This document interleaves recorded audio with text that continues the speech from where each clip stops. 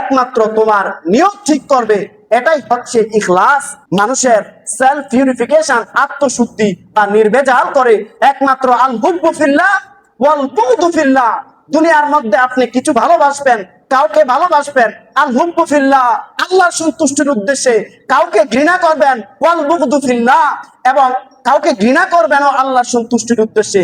যখন আমরা আল্লাহ এবং তার রাসূলের সন্তুষ্টির উদ্দেশ্যে ভালোবাসবো আবার ঘৃণা করব, এই দুইটা নিয়ম যদি আমরা চালু করে দেই, না আমি তাকে ভালোবাসবো, তার টাকা আছে, তার প্রভাব প্রতিপত্তি আছে, না সে ভালো চেহারের অধিকারী, না আমি তাকে এই জন্য ভালোবাসবো না, আমি তাকে ভালোবাসবো আল হুব্বু ফিল্লাহ, একমাত্র আল্লাহকে ভালোবাসার উদ্দেশ্যে, এবং আমি তাকে ঘৃণা করবো ওয়াল বুগদু ফিল্লাহ, এবং আল্লাহর সন্তুষ্টির উদ্দেশ্যে একমাত্র আমি তাকে ভালোবাসবো। বলেন কি ঠিক কিনা?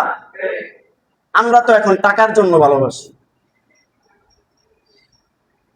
বলা আছে money is lost, nothing is lost. আমরা এখন বানাইছি money is lost, everything is lost. ঠিক না?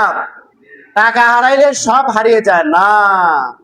কোরআন এবং সুন্নাহ অনুযায়ী বলা হয়েছে, তোমার যদি সম্পদ হারায়, তুমি আল্লাহর কাছে খালেস দিলে চাও, ওয়া তুইজ্জু মান তাশা ওয়া তুযিল্লু মান তাশা, তোমার ইজ্জত, সম্পদ, জহরত, তোমার সবকিছু আল্লাহ তাআলা বাড়িয়ে দিবে তোমার আখলাসের উপর নির্ভর করে, সেলফ পিউরিফিকেশন, আত্মশুদ্ধির উপর নির্ভর করে, নিয়তের উপর নির্ভর করে।